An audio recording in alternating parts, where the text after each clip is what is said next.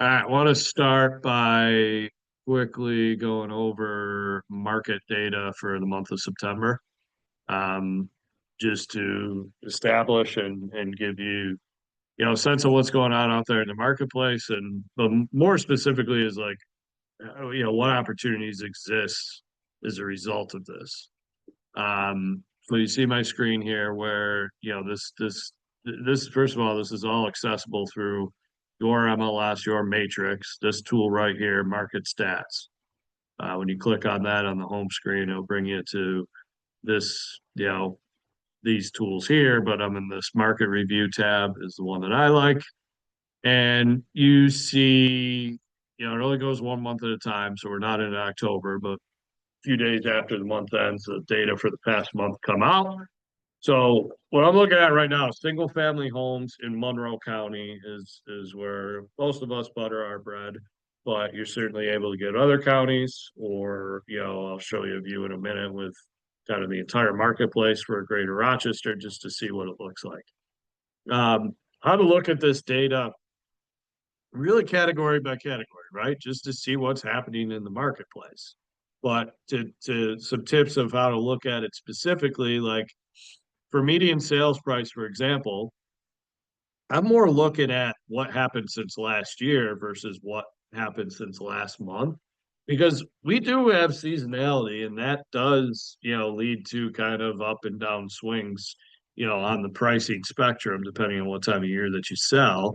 And to see if 4.8% dip from, coming off the peak in August doesn't necessarily concern me at all. And more, I more so go to seasonality as the reason why. Now, if we saw something dramatic like a 25% drop in pricing since August, like that's cause for concern. But this just moving more in line with seasonality.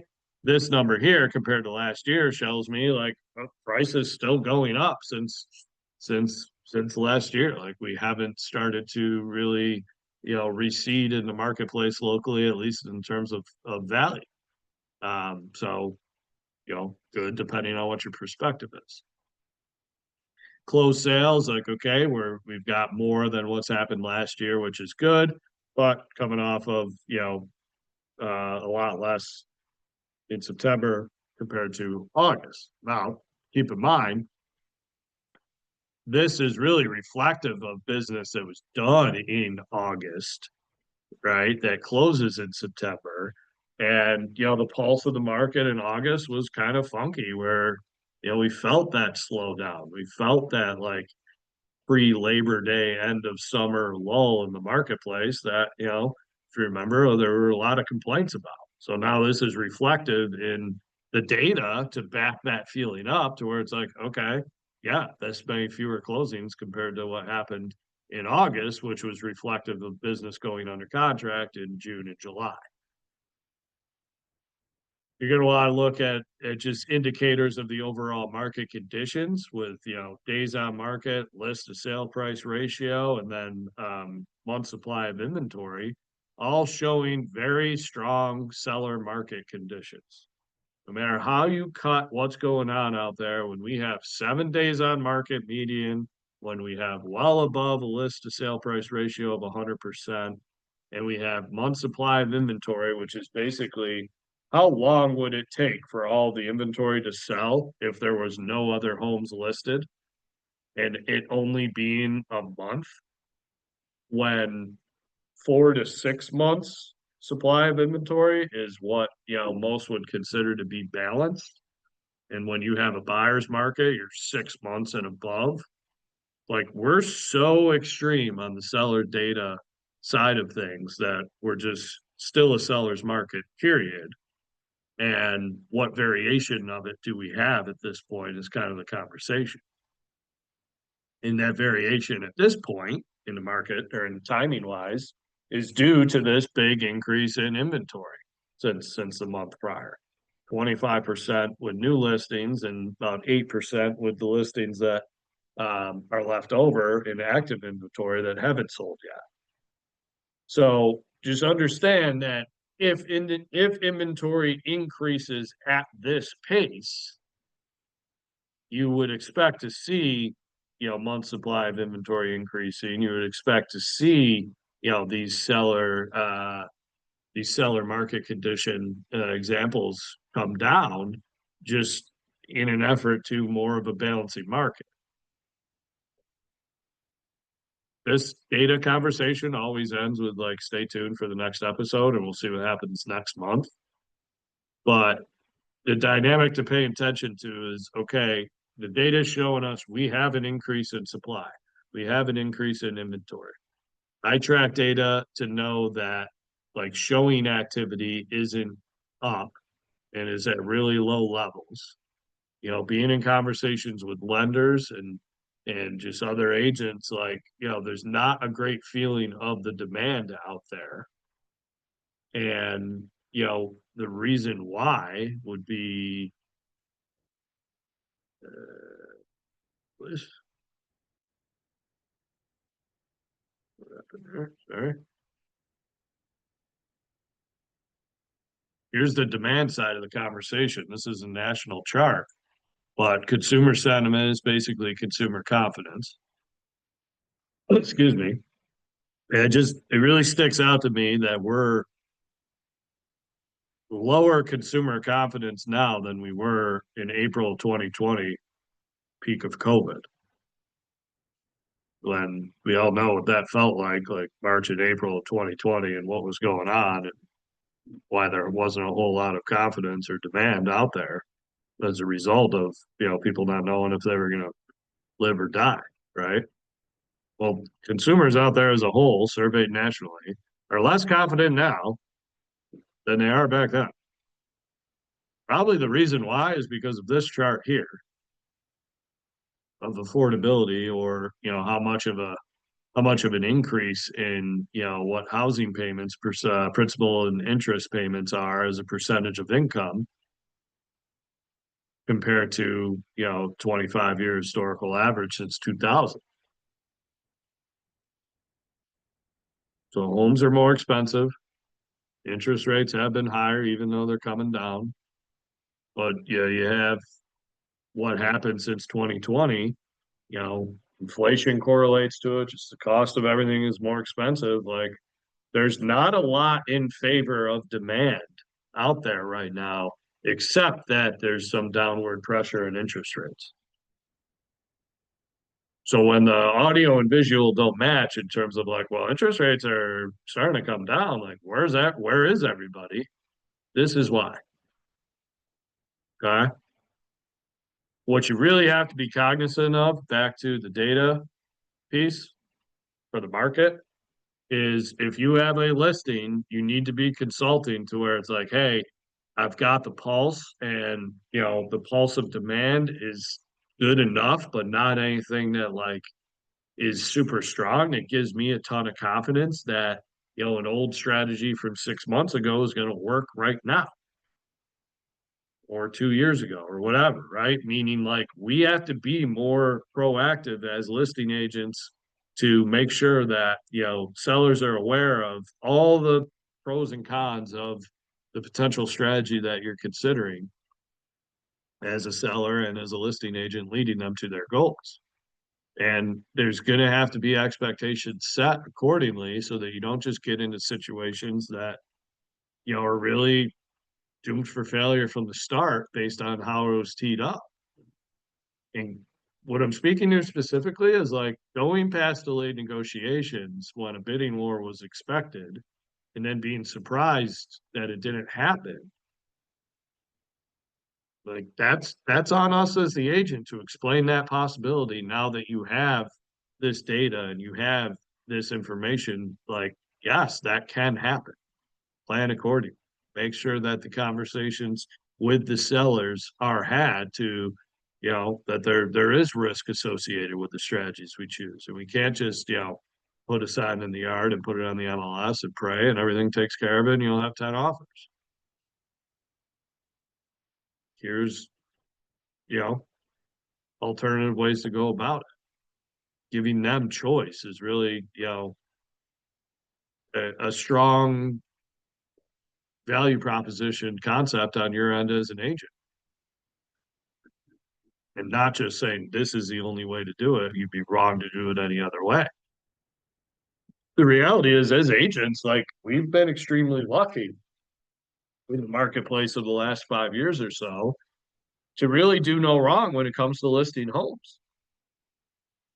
I mean, you don't, you as new agents, you don't have this context, but 2020, 2021, even after that, even though the market, adjusted with fewer transactions due to, even less inventory and even less demand. But like in the market that we've been in, it's so extreme where 115% less to sale price ratio is now low. And, there's 1 month or less supply of inventory. You haven't had to do much work as a listing agent other than guess at a price, throw it up there, and manage the offers as a bidding war. Organize things in that bidding war. Those days are, let's just assume they're gone. And it'll make you a better agent as a result because you're going to have to be more, strategic in terms of the recommendations that you make and the conversations that you have. But this increase in supply, leads to competition for listings in the sense, or sellers, that is, in the sense of like a seller's competition is a similar house that's also listed at the same time, 2 streets over, that's going to create, take away from their demand.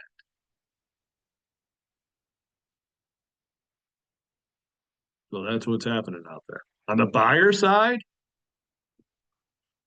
I'm going to talk out of both sides of my mouth in this conversation because there's a land of opportunity for buyers.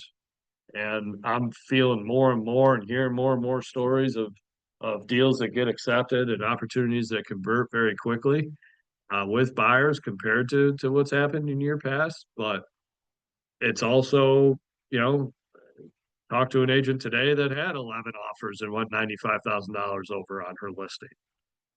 So you got to be careful with how you tee up, what the expectations are for a buyer. But you had the opportunity where if you have anybody sitting on the fence, you should be talking to them to where it's like, look at this is what's happening. Like this is probably going to stay this way for, the seasonal periods here coming up in the next 6 months. You may want to think about jumping off that fence. You may not want to wait till the spring to where, the buyer competition amps up again.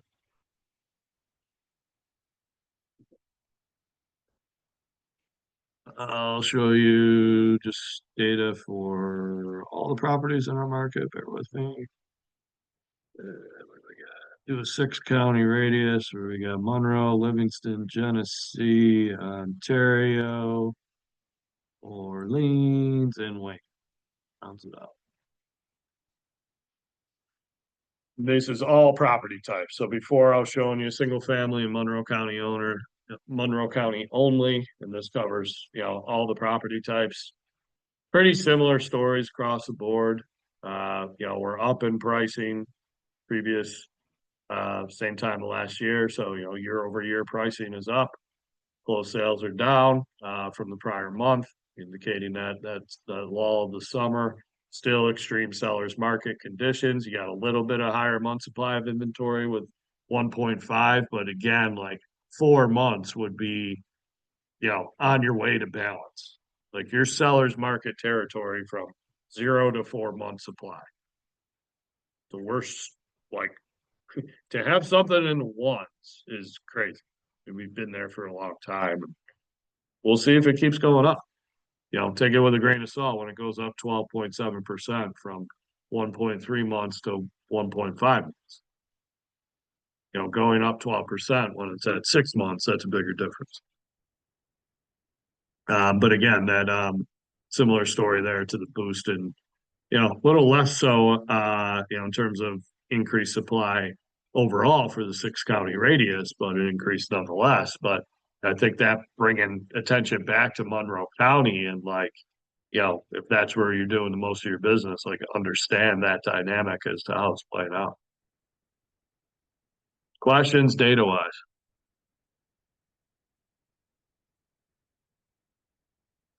I think the opportunity to understand what to do with this data is really the discussion that we need to have.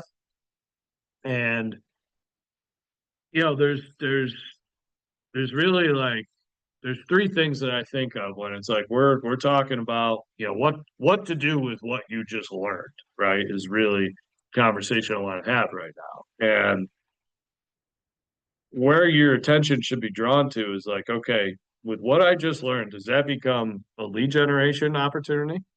And like what tactic, what strategy can I create in order to directly lead generate or lead follow up, right? And I gave you one there to where it's like, if you have buyers that have been sitting on the fence, like get with them and tell them what's going on out there from pulse of the market standpoint. Make them understand that this could be an opportunity to jump off that fence. Okay. Um, Another way to think about what you're learning is, okay, can this be a marketing opportunity? And I think market data should be a monthly marketing play on your end, no matter what. Could be a social media video, it could be an email blast, right? But to do something with the information that's out there that this way your consumers are getting it from you and in your voice, becomes key. So you could have, just using imagery or just words and numbers for general simple posts, right? You could be creating blogs off of, any concept that could become content, right? And if you're hearing that saying like I've never written a blog in my life, like good, you don't need to. You have AI and that can, do it for you and you can, edit it so that it's not total not that it's plagiarism, so to speak, right? But that way it's done through you and not totally a robot, but allowing you to create content at a high level and at a consistent level. Video marketing doesn't have to be done with a full on professional production. Just use the green screen feature,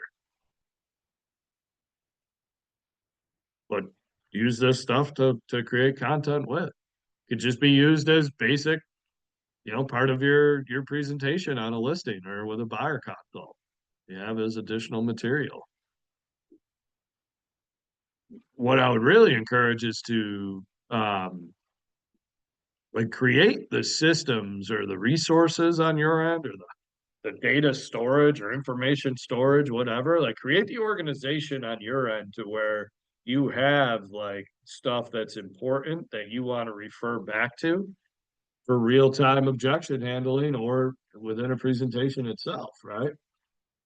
Because if you had somebody who's arguing about, you know, these homes aren't selling over asking price, and you show them the data of, well, respectfully, you're wrong. The average list to sale price ratio in our market in general is 115%.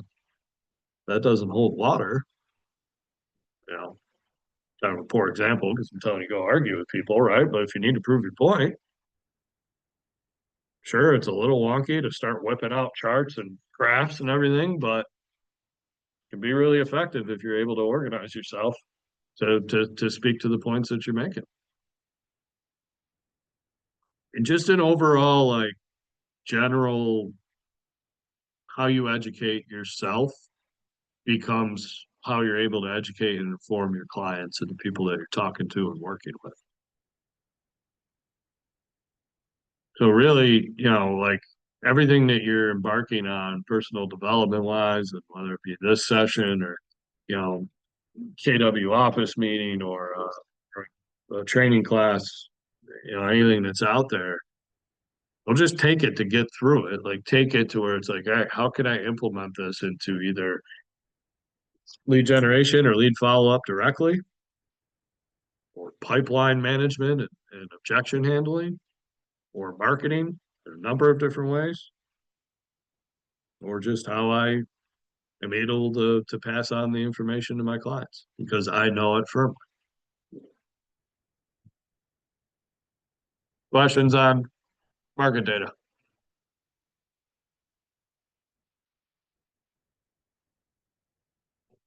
All right.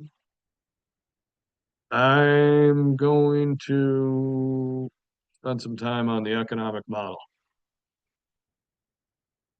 Who knows what that is?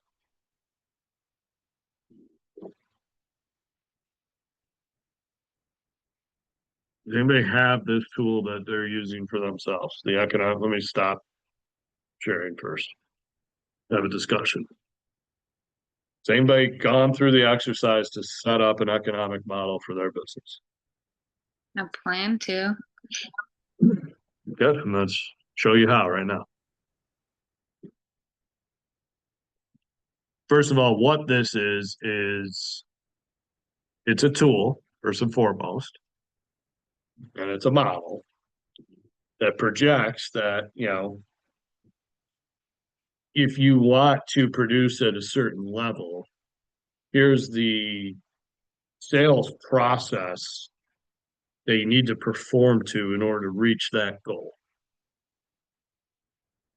So really what this tool becomes is it's an accountability feature to your sales process and to your sales practice, in the sense of, like, you're a real estate practitioner, just as a doctor is with medical and lawyer is with the law. You're a practitioner of real estate. And if you're going about the business in a way that um, is efficient and productive, then these categories of the sales process that I'm going to go through are should be focused on, in terms of, okay, where do I need to improve, or what can I capitalize on, or just what's the opportunity for me to tweak something or continue something or whatever in relation to reaching your goals. So I'm going to walk you through how to think of this and how to use it. Now, I'll start by saying, like, this should really be something that is used in the sense of it creates standards for you to perform to, and the guide of what you need to perform to in order to reach your goals. This creates, the path is in the math concept, and this creates that path. And if you follow it and you live the lifestyle that emphasizes the standards that should come from it, be willing to bet you reach your goals and make progress to them at minimum. So let's dive in.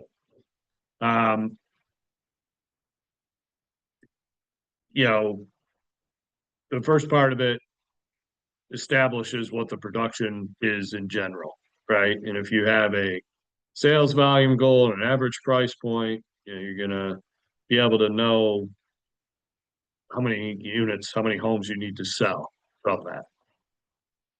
It also establishes how many weeks you're working per year.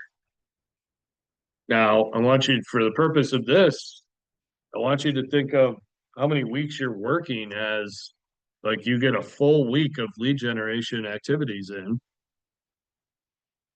to perform to. You could tell me why this is at 40 weeks in this model, and why I'm going to recommend you model it off of a 40-week year. Why should it not be 50 weeks and 2 weeks of vacation? Is it because the end of the year is slow? Oh, No. like the thought.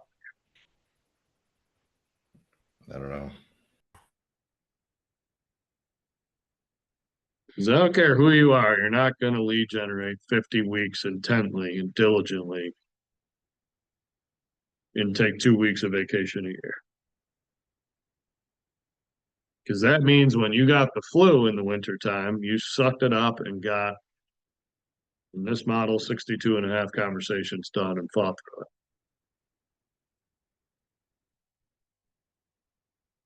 And you took 2 weeks of vacation, like going somewhere nice where you were off and you unplugged, but don't tell me that the week between Christmas and New Year's, you're gonna do the same level of activity that you need to do per this model. And Thanksgiving, you're gonna get, a full weekend, Monday and Tuesday that week. More so though, like life by design. Like let's structure our business to where we don't have to be on 50 out of 52 weeks in the year.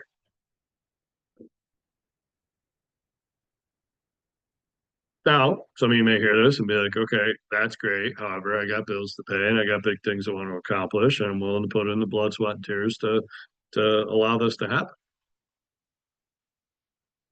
Game on. I get it. Just be mindful of how you set this model up dictates the standards that you need to perform to. And if you're putting the responsibility on yourself to perform to standards 50 or 48 weeks out of the year, I get it. You want to do big things, but you're that much pressure on yourself, I guess, versus accounting for life, accounting for quality of life, accounting for shit happening, and you get 12 whoopsies or 12 weeks off. I wouldn't necessarily encourage in this to go at it to where it's like, okay, now I can just take 12 weeks off and not have to lead generate, but this just accounts for like underperformance on some weeks, frankly, or bad weeks, and you just didn't have your fastball.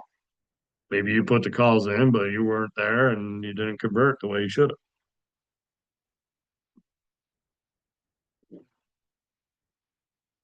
But with this said, you got $200,000 average price point. You want to sell $3 million in real estate. You need to sell 15 homes. You're going to commit to working 40 weeks in a year. In order to sell 15 homes, you need to have so many of them that get under contract in order to get to a closing table to sell 15 closings, right? Or to have 15 homes close. Not every one of those homes that gets under contract with an accepted offer is going to close. As a new agent, I would use 80% for this number. Because our market's still strong enough to where, it should be a really high conversion rate in the sense of what gets under contract does close. What I mean by that market still being strong enough to support that is that, like, we don't have a lot of inspection contingencies. We've got a lot of offers being made with high deposits and just minimal contingency. There's not a lot of room for fallout other than breach of contract. And for most people, breach of contract is the last resort, right? So these contracts are closing at a pretty significant, closing ratio from the time they get under contract. When the market changes and you're working with buyers and you got 10 buyers and all 10 of them have property inspections, this isn't going to be anywhere near 80%. And then it comes down to a certain level of skill set and how well you set expectations in the process to get to that point of an accepted offer contingent on an inspection. And, did they know what they were looking at? Did they know, how the process goes and how well did I tee it up to where it can be that high, but, you can imagine how it goes when there's inspection contingencies compared to not having one. When buyers find out things about the house that they weren't, privy to before, like they're going to want to renegotiate or walk away. They should. In the market where right now, where you don't have the opportunity to do that, like it's going to cause different results. Agents that are experienced, like I'm telling them, you've got a problem if you're not closing 85 to 90%. But to give some grace to, inexperience that you'll build over time, like, yeah, it's okay. You're gonna have deals that die because of things that you learn that, moving forward will be like, okay, yeah, I know how to tee this up next time to prevent that from happening again, and you do it. It's part of growing, part of learning. But in order to close 15 units, you need to have almost 19 under contract if you're converting 80% of what goes under contract into a closing. In order to get offers under contract, you got to have people that you're working with that, you're you're confident they're going to get under contract. Like there is a buyer's agency agreement, there's a listing that you've got photos scheduled for, or a listing agreement, you're just waiting to go live, and it's priced to sell, and in this market where everything's selling still, there shouldn't be a reason why it doesn't sell. Like those types of people, those A's in the pipeline, as I refer to them as, those are what I'm talking about. Now, as a new agent, newer agent, experienced agent, you're gonna find out how it goes with people that you're excited about now, but you find out 3 months later that, there were some things missing there, and you wish you would have asked some more questions, or you wish you would have taken a different approach, or not gotten excited about them all along. This is where you're gonna guess at what these ratios are, but as an experienced agent, I'm gonna tell you, I would use 50% of I'm working with you till we get under contract. Experienced agents, I want that to be a lot higher. I want you to go into it where it's like you've gone through the process and you're working with somebody, and you're, by you saying you're working with them, you're excited to get paid by them, and you're going to bring it to the finish line. Everything's teed up to do so. In order to have people that you're working with, you need to formally consult with potential opportunities to convert. Anytime you see appointments, think consultations. Now, again, newer agents, I want you to meet with anybody and everybody that's willing to talk about real estate with you. Your conversion percentages will increase over time, but they will be lower when you start off just starting this. That's okay. It's by design. Go into it with a plan, go into it with a strategy, a process. Like, you have to get yourself to that place. So if you're hearing this and like, I wouldn't know what to do if I had a consultation, get with me. So you're really, going through things methodically over time to get people that, when you're in front of consulting with them, that you convert them into people that you're working with, and then you get them under contract. That's the process. And in order to get people to consult with, you have to be in conversation with people.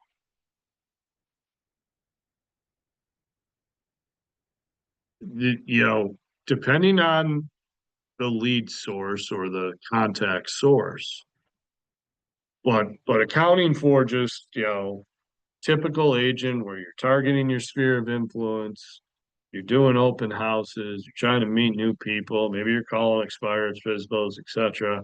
You're just, you don't have like a magic bullet, and I shouldn't even present it like there is one, right? But I'll give you an example. So like Zillow is the online lead source that's thought of to be, most premier in the industry, highest quality of leads. Zillow will tell you you are killing it if you convert their leads at 10%. Meaning 10 Zillow leads that you get one deal out of that, you're doing well. That's from Zillow's mouth themselves. I'm telling you that you're killing it. Just all the people in your database, all the conversations, interactions that you have, if 5% of the time you're able to cause those conversations to turn into formal consultations, you're doing really well.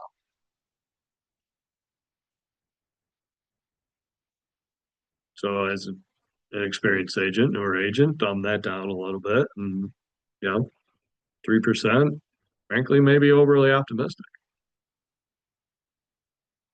But go prove it wrong from here through tracking, through what this tells you now. You want to sell 15 homes and $3 million in sales volume, you need to be having, on average, 62 conversations a week that lead to 2 opportunities to consult with people for new business.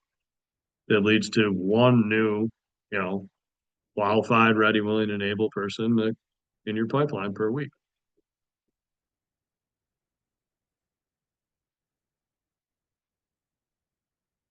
create standards for yourself to follow would look like, am I having 62 conversations a week? And are they leading to 2 appointments a week to start? And to use this tool to where, you're having, this should create healthy pressure for you. Because this is all designed where it's like, if I do this and the design of this holds water and is true, it should be the way that I have it structured here. If you go aggressive and you say like, here, watch what happens when it's like, all right, I'm the best agent ever. I'm going to convert at a super high level.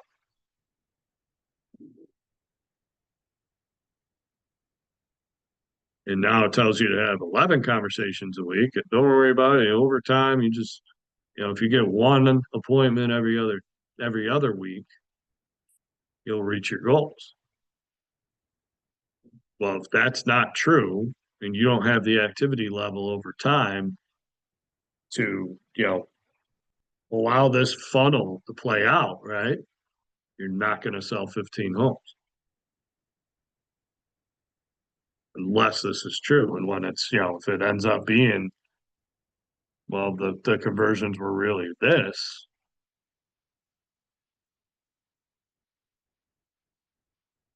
where I had it originally. And now you're, 50 conversations a week short, just from the standpoint of what you can control. You don't have, no, you lose the path that's formalized to your goals.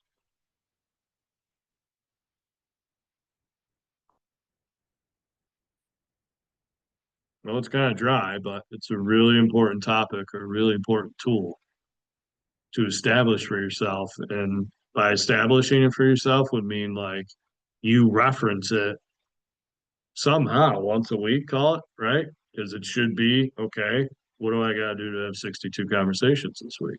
What do I got to do to meet with 2 new opportunities for business this week?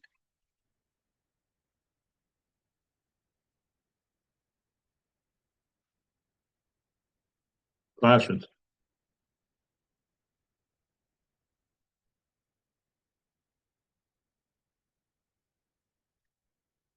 All right, I want to. Oh, I want to talk about AI a little bit. Earlier.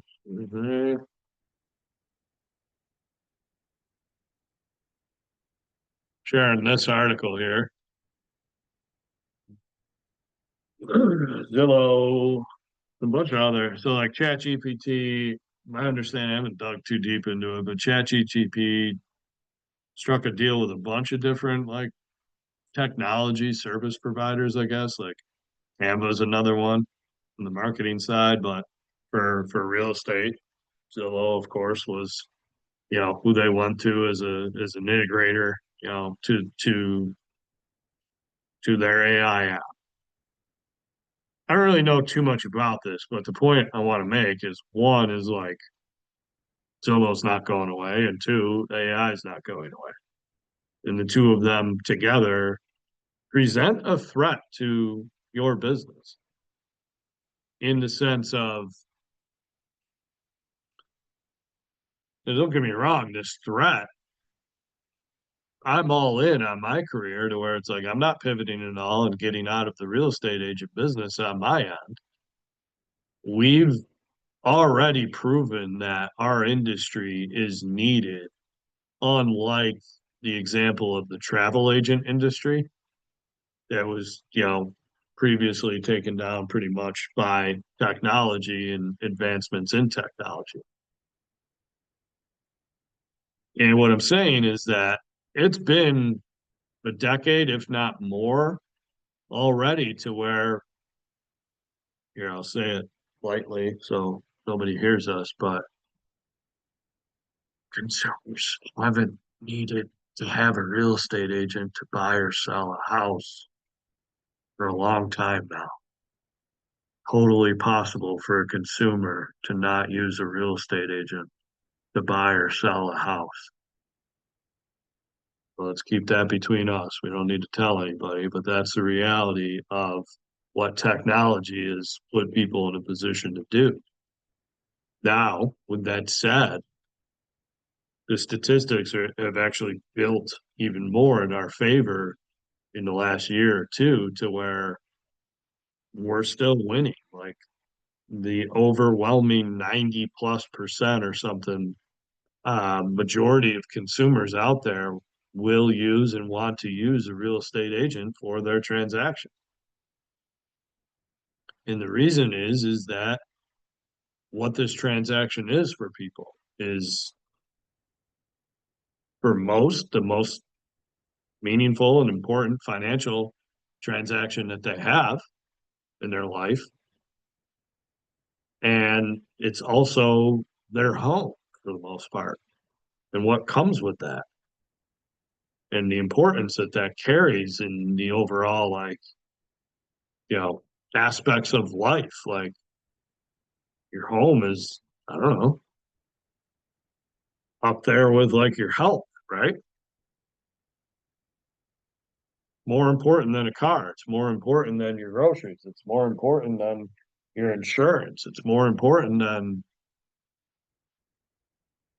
most other financial transactions, to where you're going to want to have a human that you can trust and that you can feel comfortable working with, that puts you in a position to where you're not alone and you're not questioning your own decisions and you're not trying to figure out what to do at every step of the transaction. And I forget, I wish I had it on top of my head, but I think it was realtor.com that put out last year with all the NAR lawsuit and everything, and they put out it was like 111 steps or something to purchasing a home. Something like that. It was an extreme amount of steps that real estate agents take care of, right? So it's like, even as a consumer that has access to technology and has access to their brain and is capable of doing these steps, like it becomes worth it to hire somebody that has the experience and has the confidence and knowledge and resources, etc., to help you accomplish your goals when it comes to this, versus being out alone on an island. And it's different than buying a car, booking a vacation, or getting your insurance, or various different things. Even though AI and technology are only, providing more of a platform for consumers to do this on their own.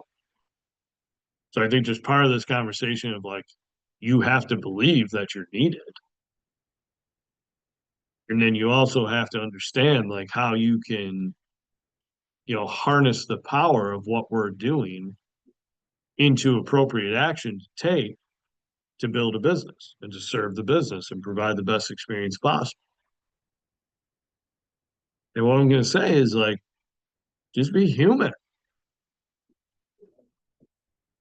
Like the whole reason that we continue to win is because we're human, and we're able to have these relationships that matter because they can trust us. They can just look us in the eye, right? And we're relatable, and we're fun, and we're caring, and we have energy, right? We're not a robot.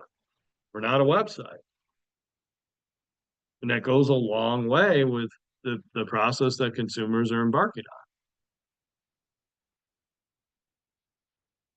Corny moment, whatever, but like, be human.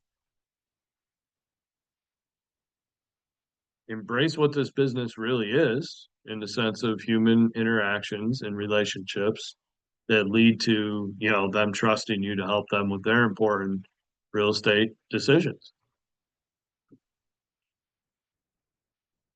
Back to the AI topic, like, be a human that uses AI to supplement what you do with other humans. Like, use these tools to work more effectively and efficiently, versus being out there, on an island yourself, right? that you have the ability to plug into other humans as well, like myself. Please continue to do that, and don't. This isn't a ploy for me to get you to stop contacting me and go to AI by any means. But how well you use AI can really, create a lot of opportunity for you. And here's how I want you to think of like how to get going with it if you're not already, and if you are already going with AI tools, like really hear this and take a pause to make sure you're set up properly. But what you have to do with these AI tools is really customize to you for what you're going to be using from here. Okay. And, whatever tool it is, I believe all of them really have the ability and the necessity to have to do this to where, you're telling it all about yourself before you start using it.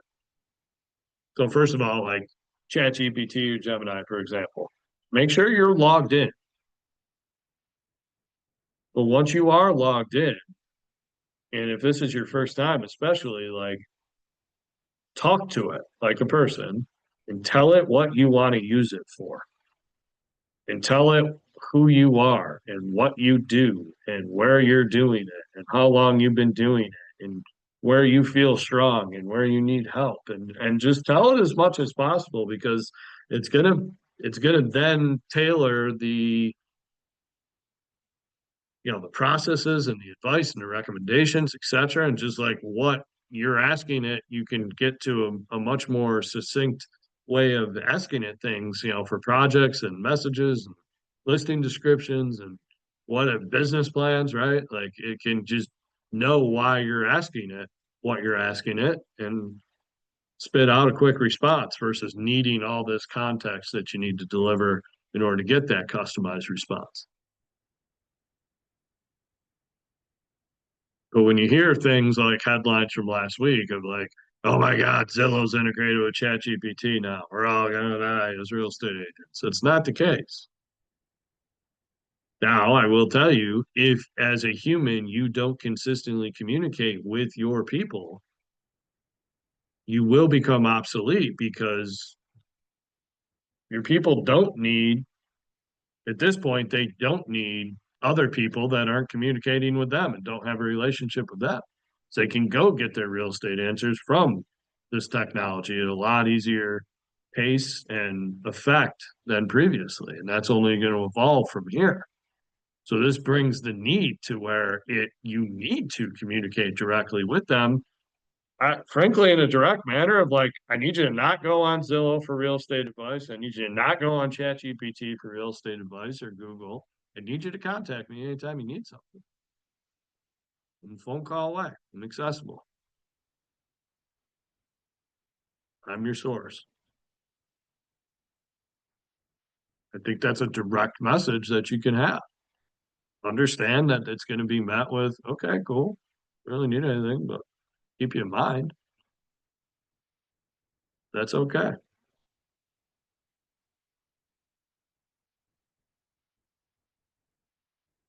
What are you thinking about when you hear this? ChatGPT acquiring Zillow. What does that? I They mean, what does didn't that acquire. mean? They didn't acquire them. They just like integrated. There's a Zillow integration into ChatGPT, and that's the real estate company they chose to integrate with over, say, like Realtor.com or Homes.com. So what's that going to look like? People are going to go on ChatGPT, find me a realtor, and Zillow. Like, Well, conceptually speaking, that's already been trendy. you know, Like the way to think of AI, and at least from a search, like here's how to think of AI from the consumer side is what's developing very quickly is that, the adage of Google it, right? Get your answers from Google is being replaced with the AI tool of choice for people. So that's Google used to be, it was a top producing realtor in Rochester, New York, right? Now, yeah, it's going to other methods of search.